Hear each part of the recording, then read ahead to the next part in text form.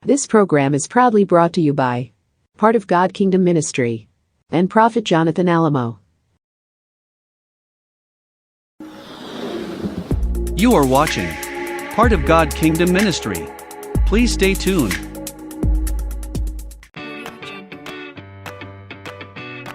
Join the man of God in action, Prophet Jonathan Alamo, in his teaching and prayer. Panginoon, maraming salamat po sa araw na ito, sa iyong kabutihan at pagmamahal. At sa oras na ito, Panginoon, ang bawat isa ay iyong dinala sa lugaring ito upang makinig ng iyong salita at maging ang aming espiritu ay ma-enlighten sa pamamagitan ng iyong salita na nakalaan sa araw na ito. Lord, hindi lingid sa iyo ang puso ng bawat isa, hindi lingid sa iyo ang isipan ng bawat isa.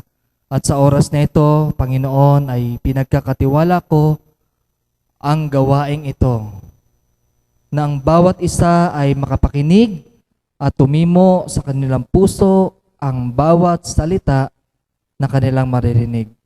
Samahan mo ko, Banal na Espiritu, sa oras na ito, na maunawaan nila ang iyong salita. Maraming salamat po sa pangalan ng Panginoon Hesus. Amen and amen. Glory to God. Amen. Makaupo na po kayo. Ayan. Napakaganda po ng ating mensahe. At kanina nga sabi ko, Panginoon, ano po ang imimensahe ko?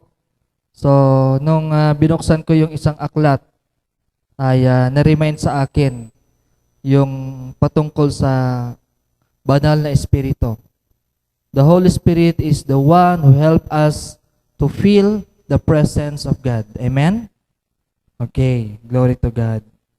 So, ang title po ng ating pag-aaralan ay He will bring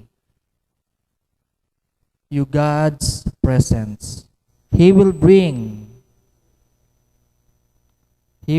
you God's presence. Yan. Okay. Praise God.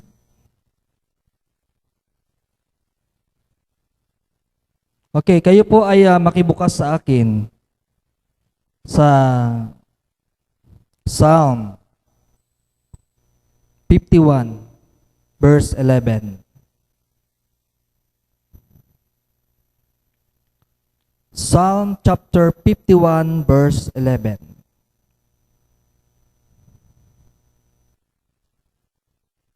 Okay, ang sabi po dyan ay ganito.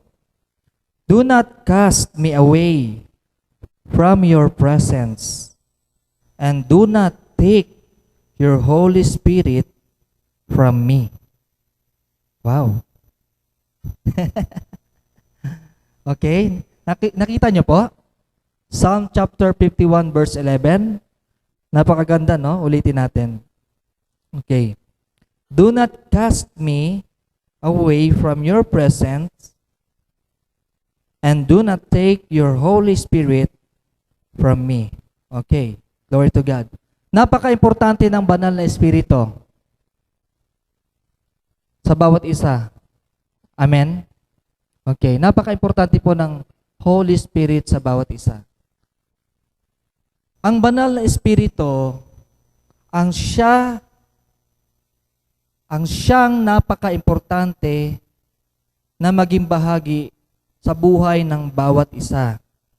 Alam niyo po ba na sa pananalangin natin, ang Espiritu na ito, which is God, ang Espiritu na ito, ang siyang tumutulong sa atin upang maranasan natin ang presensya ng ating Panginoon. Amen po ba? Amen? Siya din po ang nagiging kaparaanan upang maranasan natin ang kapangyarihan ng Diyos. Amen?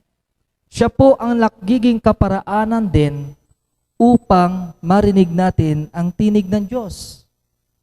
At siya din po ang kaparaanan kung paano natin nararamdaman ang pag-ibig ng Diyos. Amen po? Kaya napakahalaga po ang gawain ng banal na Espiritu sa buhay ng bawat isa. Amen po ba? Okay. Kaya nga yung salitang mababasa sa Scripture, yung sinasabing, not by might, nor by power, but by Spirit, says the Lord. Without the help of the Holy Spirit, it is impossible for you to understand deeply, fully, and wide yung salita ng Diyos. Napaka-imposible na matarok mo ang pinakanais ipaunawa sa iyo ng Panginoon, lalong-lalo na pagdating sa kanyang salita. Kaya kung minsan dumadating sa punto na kung saan, kung naranasan po ninyo, na basa ka ng basa ng Biblia, pero hindi mo matarok yung pinakanais niyang ipahatid sa iyo. Tama? Dumating sa point yun, no, na basa ka lang basa. Okay? Kung minsan hindi mo na nga maunawaan yung buong kwento, hindi mo pa maunawaan yung nais iparating sa iyo ng Diyos. Kaya nangyayari, para ka lang nagbabasa ng wala. Basta makabasa ako ng isang chapter. Ayun. So, it is important for us na napakamahalaga na mayroon tayong pagsama ng banal na Espiritu. Amen? Okay? So, makikita din po natin sa New Testament na kung saan may ilang mga panahon o may mga ilang parte doon sa Biblia na kung saan nagtatanong sila sa Panginoon at hindi nila maunawaan ang ibig sabihin ng Panginoon. Amen? Sapagkat napaka matalinghaga. At dahil sa panahon na yun ay hindi pa naman po nila na-receive yung banal na Espiritu, no? Hindi pa sila na-empowered. So, may mga tanong at sinasagot naman ng Panginoon. Ipinapaliwanag sa kanila ng ating Panginoong Hesus. So, sa atin, ganun din po, lalo na sa panahon natin ngayon. We need the help of the Holy Spirit. Amen po? We need the help of the Holy Spirit. Kaya, ang tulong at gabay ng banal na Espiritu, ang siyang kailangan po ng bawat isa sa atin. Kahit matagal ka ng Kristiyano, 5 taon ka ng Kristiyano, 10 taon ka ng Kristiyano, pero hindi mo nauunawaan ang pagsama ng banal na Espiritu, mahirap yan. No? Mahirap yan. Napaka-importante po din na makilala natin ang banal na Espiritu at ano ang trabaho ng banal na Espiritu sa atin. Amen po ba? Okay? Ang banal na Espiritu din ang siyang nagdadala sa atin ng awareness. No? Awareness. No? Nandiyan yung magmamanifest yung awareness, yung natawag doon yung parang discernment. No?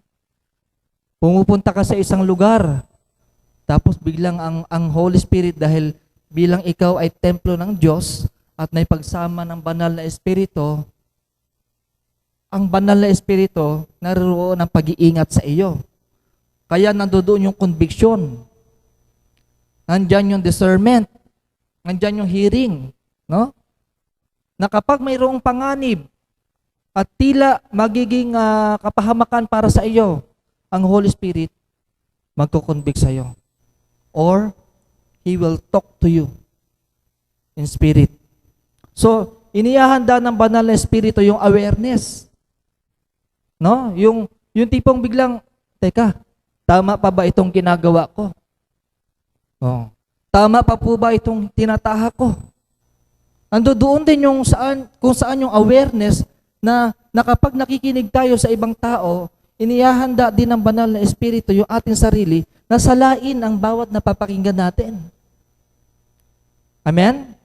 Naihanda ang iyong sarili na baka ang lugar na pinupuntahan mo ay maraming iba't ibang klaseng espiritu na hindi makakatulong sa iyo.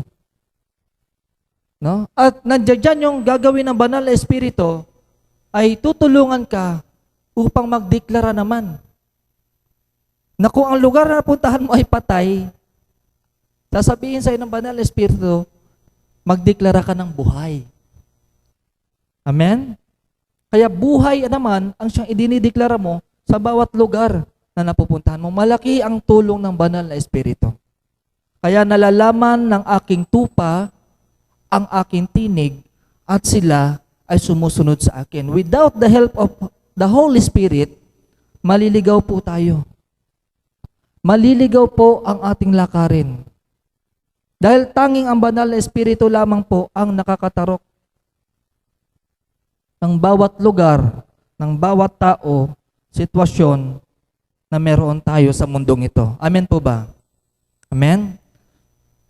Kaya hindi po sapat sa isang tao na kilala mo lang ang Diyos. Hindi po sapat sa tao na alam mo lang ang salita ng Diyos. Maraming nakakaalam ng salita ng Diyos pero walang pagsama ng banal na Espiritu. Amen? Marami.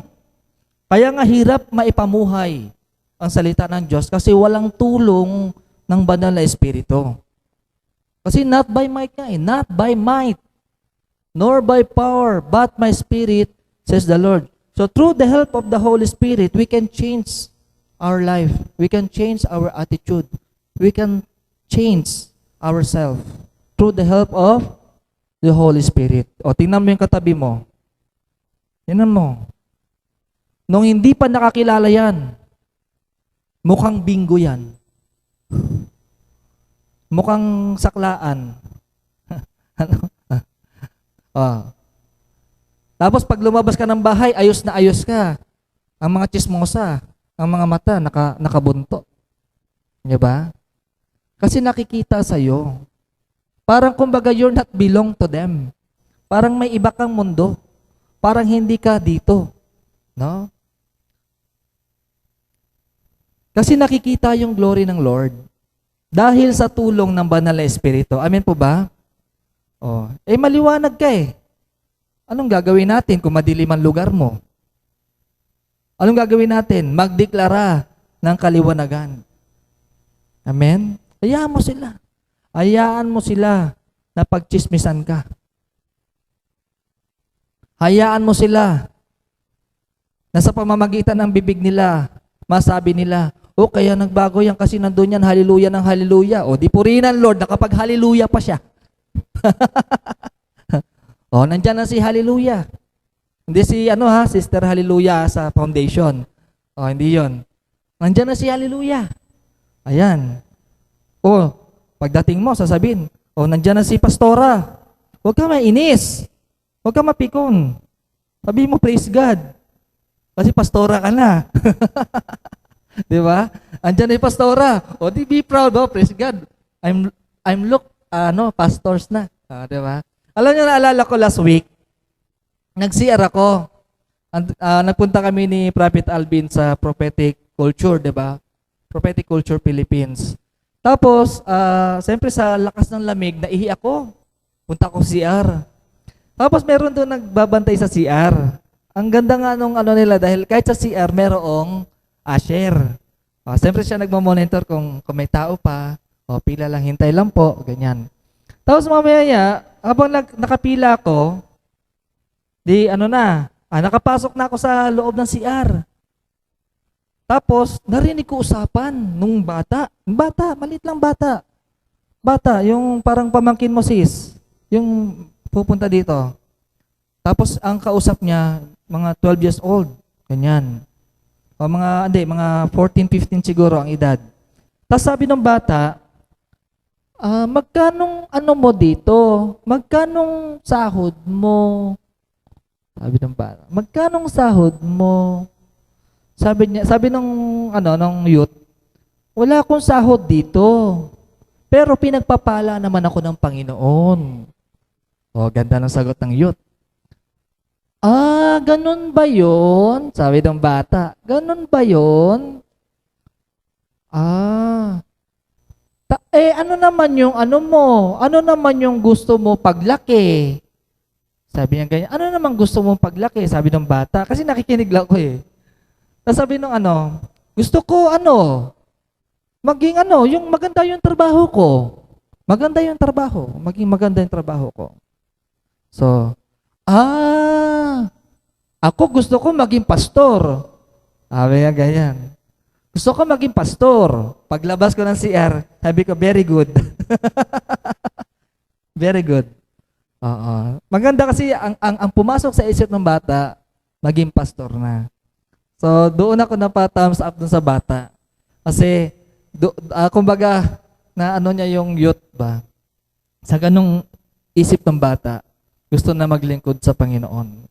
Okay, so napakahalaga na ang banal na espiritu din po, yan din po ang tumutulong sa atin na yung desire din po natin sa ating sarili ay magkaroon ng kaganapan. Okay. Halimbawa po, ganito. Meron tayong desire kung paano mabago ang buhay natin, yung sitwasyon ng pamumuhay natin. Ang banal na espiritu din po ang tutulong sa atin yan. Sabi nga sa salita, delight yourself to the Lord and He will give the desire of your heart. At sino pong nakakatarok na yung isipan? Ang Espiritu ng Panginoon. Amen po? Walang nakakaalam ng iyong iniisip, liban na lang sa sarili mong espiritu. At wala rin pong ibang nakakaalam ng iyong iniisip, liban sa Espiritu ng Diyos. Amen? So bilang ang Espiritu ng Diyos ay nananahan sa iyo, alam ng Diyos kung ano yung mga desire ng puso mo. At para mabigyan natin peace ang Panginoon, umaga, tanghali, gabi, hanggang umaga, tanghali, gabi, lagi natin papurihan ng Panginoon.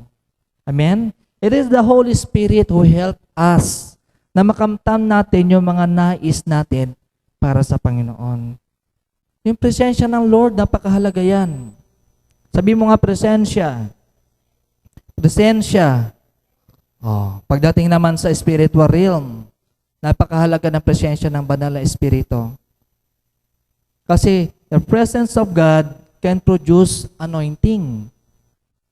Amen po ba? Okay. Pagdating naman sa spiritual realm, sa battlefield, sa warfare, napakahalaga ng presensya ng banal na espiritu. Because the presence of God can produce anointing. Kaya nga bago magsimula ang intercessor, hala sige, magpuri ka sa Panginoon. Mag-thanks ka dyan. Sambahin mo ang Panginoon hanggang ang presensya ng Panginoon kumawala. No? Talagang naman pag kumalawa, ang tawag doon? Kumalawa. Oo, yung umano, no? Kumalawa. Ay, kumalawa.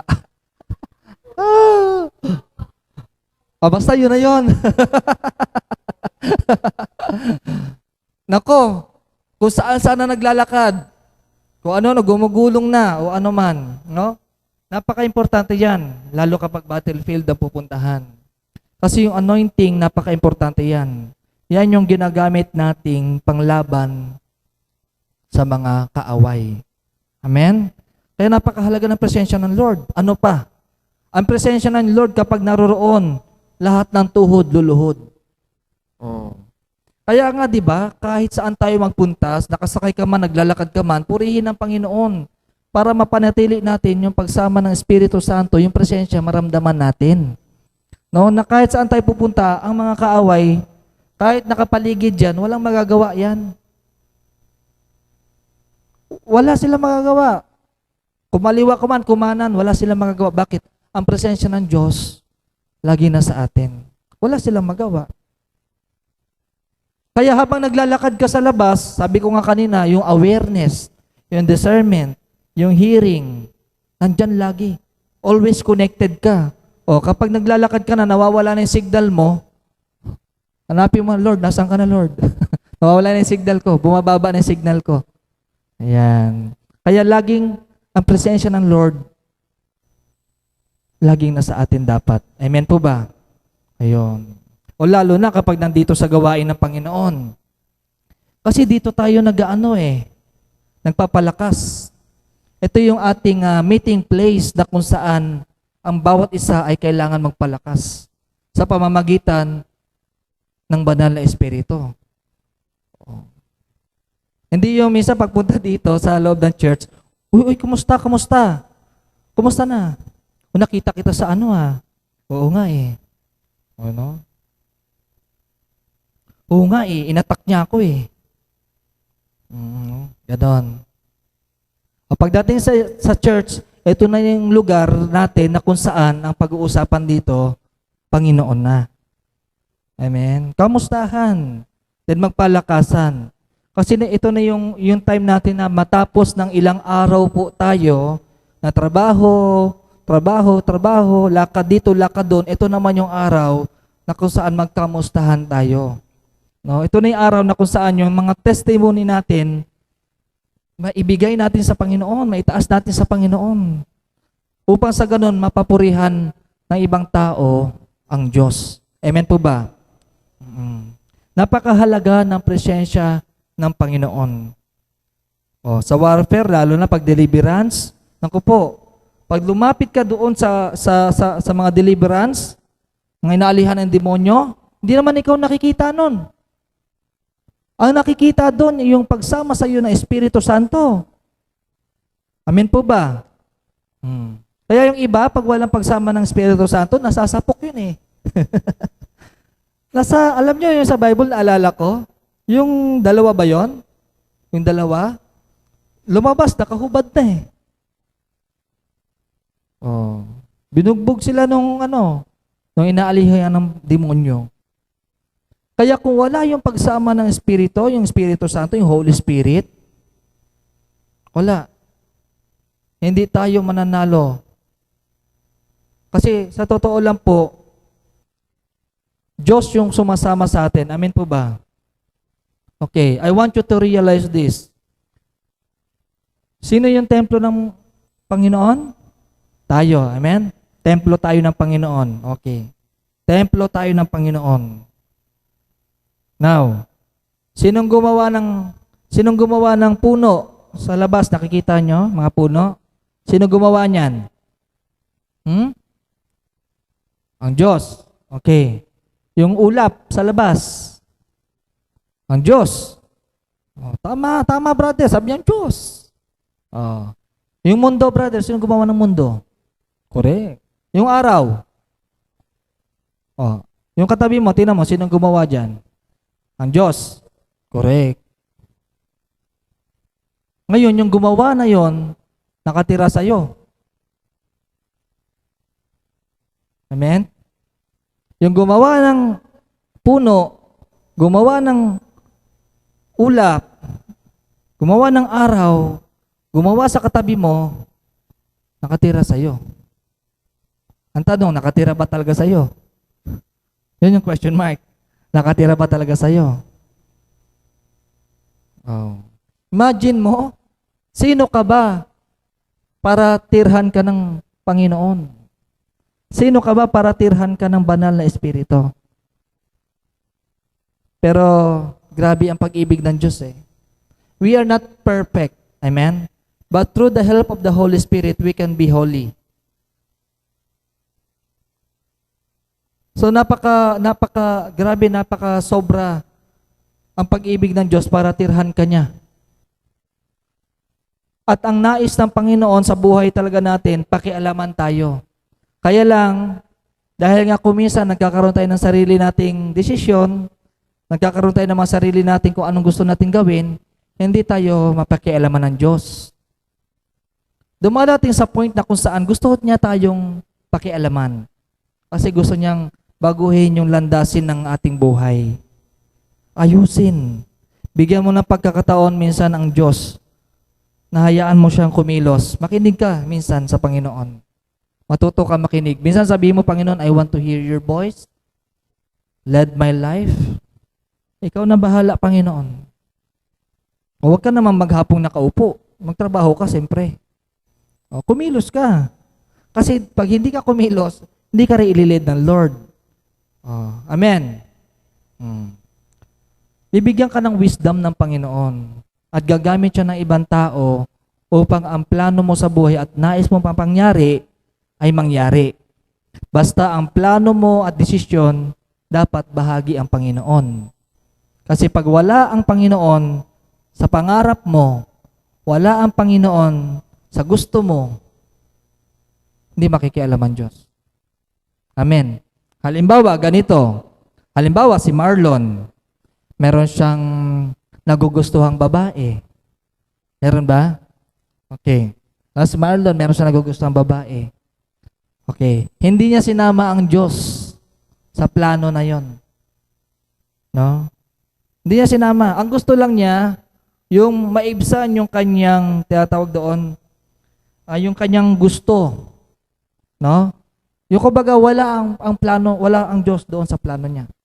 Pero kapag ang Diyos sinama niya doon sa plano, Panginoon, gusto ko na kung loloobin mo, kami ay magkatuluyan, kami ay magkaroon ng maigi na relasyon, Panginoon, loobin mo na ako at siya ay gamitin mo sa iyong kaharian. Amen po ba? Magkaroon ka ng plan. Alam niyo po, kikilos ang Panginoon. Pero tandaan niyo po, kilala ng Diyos ang puso mo. Kilala ng Diyos ang puso ng bawat isa. Kahit ako, kilala ako ng Diyos. Amen? May mga hiningi na ako sa Panginoon Hindi pa binigay. Hindi ko pwedeng pilitin. Amen?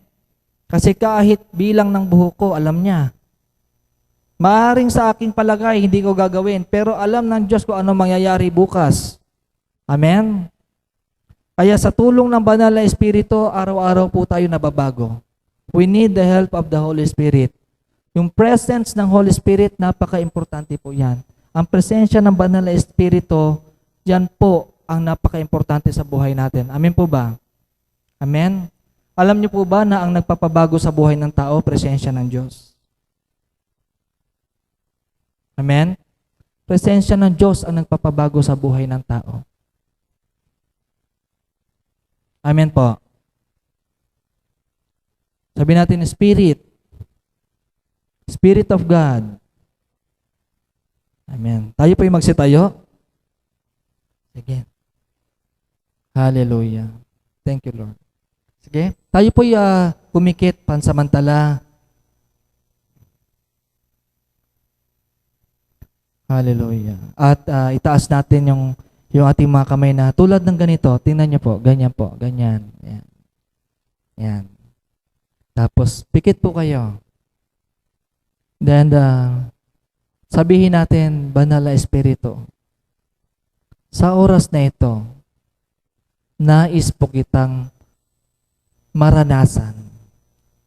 Nais ko pong maranasan ang iyong presensya. Sa oras na ito, manahan ka, patuloy sa buhay ko, at huwag kang lalayo, sapagkat ang presensya mo ay buhay sa amin. Purihin mo ang Banal na Espiritu.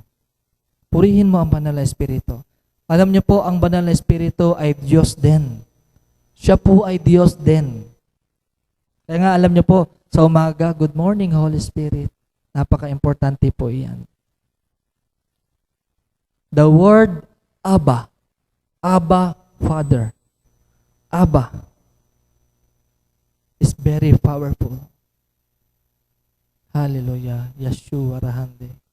Nekeya ukarahande ikeya rabababa. Thank you, Holy Spirit. Because of the power of your presence, all the works of the enemy cannot prosper against us. Because of the presence of the Holy Spirit, everywhere you go, all kind of spirit that not from God will leave. Why? Because of the presence of the Holy Spirit. Naririyan po lagi ang pagsama ng Banal na Espiritu. Huwag niyo pong kalilimutan na ang Espiritu po ay kasama ninyo sapagkat kayo po ay templo ng Banal na Espiritu at kayo po ay nagtataglay ng buhay.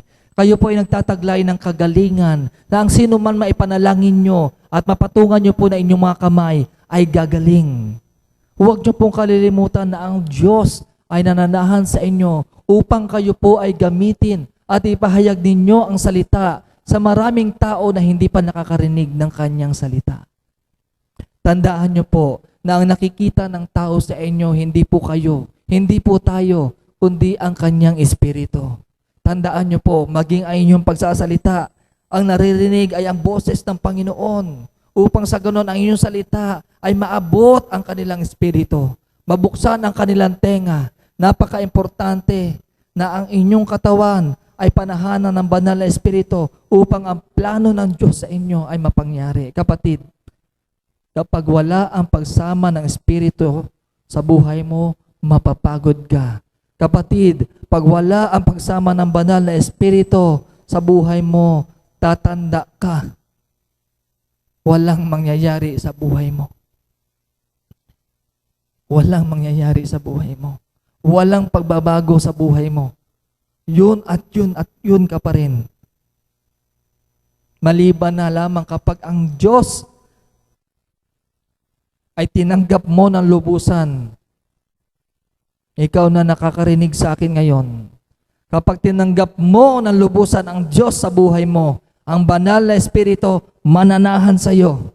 At kapag nanahan sa iyo ang banal na Espiritu, yun na ang simula ng pagbabago ng buhay mo. Dahan-dahan babaguhin ka ng Panginoon. Dahan-dahan araw-araw may binabago ang Diyos sa buhay mo. Akala mo lang wala, pero mayroong gagawin ang Diyos sa buhay mo. Mayroong ginagawa ang Diyos sa buhay mo. Hallelujah. Glory to God. Glory to God. Panginoon, maraming salamat. Maraming salamat, Banal na Espiritu. Maraming salamat po sa iyong araw-araw na pagsama sa amin. Maraming salamat po sa araw-araw na kayo po ay aming nararanasan. Maraming salamat po sa araw-araw na iyong pagpapaalala sa amin. Salamat po sa conviction. Salamat po sa kaunawaan. Salamat po sa salvation. Salamat po sa banal na dugo ng Panginoon na siya nagiging posible na kami ay malinis sa pamamagitan ng kapangyarihan ng banal na Espiritu. Nararanasan namin ang pagsama ng Panginoon, ng Diyos Ama sa tulong ng banal na Espiritu.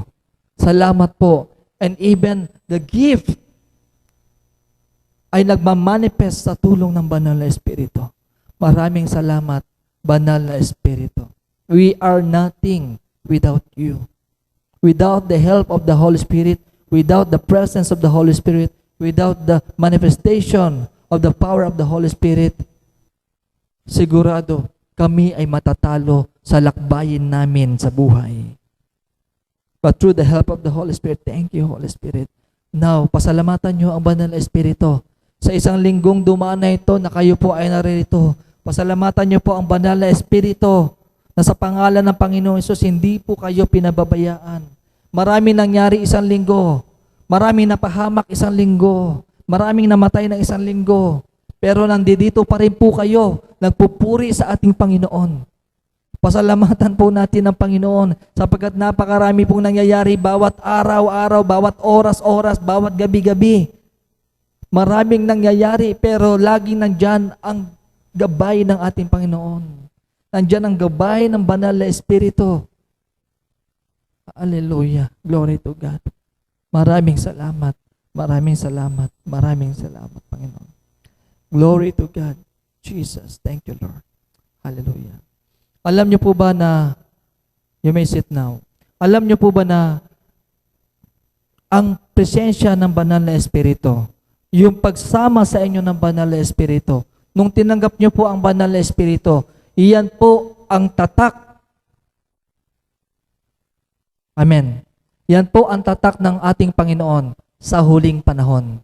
Amen. Nasa huling panahon na po tayo. At kung natanggap mo ang banal na Espiritu, iyan po ang tatak natin para sa huling panahon. Amen. O, tingin mo ba ang katabi mo, may tatak yan ng banal na Espiritu?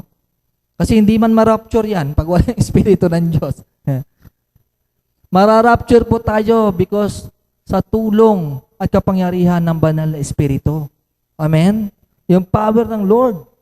Amen po? Diyan po, yan. Mamaya, biglang magulat si Marlon, no? Nasaan na sila? Amen. Kasama yan si Marlon. Amen? Kaya tatanggapin niya yan ang banal na Espiritu. Amen? Napakahalaga ng Espiritu. Sabi mo sa katabi mo, napakahalaga ng Espiritu ng Diyos. Oh, ayan. Kaya maghanda po tayo kasi wala po nakakaalam ng pagdating ng Panginoon. Wala po nakakaalam. Pwedeng mamaya, pwedeng bukas. Sinong gustong makapunta na sa langit? Ayaw nyo pa? Ako gusto ko na. Oo. Para pag-rapture. Amen? Pag-rapture, wala nang bayaran. Wala nang bayaran. Glory to. Buwan-buwan na lang nagbabayad tayo ng kuryente, tubig. No? Pero pagdating sa kaharian ng Diyos, wala nang bayaran. Magpupuri na lang tayo sa Panginoon. Amen? Oo. Alam niyo po ba na kahit ang pagiging masaya ng ating Panginoon, yung kagalakan niya, ipinaparamdam sa atin niya ng Espiritu ng Diyos. O minsan umiiyak tayo, bakit? Kasi nararamdaman mo yung pag-ibig ng Diyos. Para kang timang dyan kung umiiyak ka ng walang dahilan. Ano? Pero yung maramdaman mo yung isang Diyos na hindi mo nakikita, Diyos na hindi mo alam ang itsura, Diyos na hindi mo alam kung buhay ba o patay, pero through the help of the Holy Spirit, nararanasan mo, nararamdaman mo na ang Diyos ay buhay. Kaya ikaw ay napapaiyak, napapaluha dahil sa galak, no? At yung iyak mo hindi siya yung pakiramdam ng iyak na iniwan ka ng boyfriend mo noon o girlfriend, no? Iba yung saya. May glad, yun, tama kasi. May gladness. Amen? Sino nakaramdam dito ng yung first love sa Panginoon? Di ba? Pag naramdaman mo yung first love sa Lord, grabe, no? Yung ramdam mo yung kilos ng banal na Espiritu eh. Kahit makinig ka lang ng kantahin, mararamdaman mo yung kusa na siyang, yes, di ba? Yes, agad siya. Kusa nang tumutulo yung luha mo. Hindi ka naman umiiyak. Pero kusang tumutulo yung luha mo. At mararamdaman mo mamaya sa puso mo yung kagalakan mo na purihin ang Diyos na kilala mo, Panginoon. Amen? Yun. Kaya napakalaki po ng binabago sa atin ng banal na Espiritu sa pamamagitan ng presensya niya. Amen po ba? Nauunawaan niyo po yan sapagkat naranasan niyo po yan. Pero kung hindi niyo po naranasan ang bagay na tinutukoy ko, patungkol sa presensya ng Diyos, hindi mo mauunawaan ito. Kahit abutin pa tayo 2 araw dito, hindi mo nauunawaan yung mga bagay na yun unless na naranasan mo, nauunawaan mo kung ano yung tinutukoy ko dito. Amen po ba? Amen? Tayo po'y magsitayo at tayo po'y manalangin. Panginoon, maraming salamat po sa iyong kabutihan at pagmamahal. Salamat po sa iyong salita. Salamat po sa mga salita na aming narinig. At dalangin ko po, Panginoon, na ang mga napakinggan po namin sa oras na ito ay aming maipamuhay at matandaan kung gaano kahalaga ang presensya ng Diyos sa aming buhay. Lord, matuto po kami araw-araw na maranasan ito. Hingiin na ang pagkilos ng iyong Espiritu ay lagi naming maramdaman. Maraming salamat po sa oras na ito. Sa pangalan ni Jesus. Amen and amen. Glory to God. What makes you spiritual is the knowledge that you carry. That is why some walk on a higher anointing than others, because they know how to walk in spirit. The power within you. Get your copy of an ebook today. Because it is the Holy Spirit who appoint a leader. Amen? Amen po ba? Now, again the question, do you love the Lord? There is a strong warning in this video that spiritual children should recognize their spiritual parents in the Lord. If not, this can turn to a curse. Shepherds after my own heart. Get your copy of video today. This program is proudly brought to you by Part of God Kingdom Ministry and Prophet Jonathan Alamo.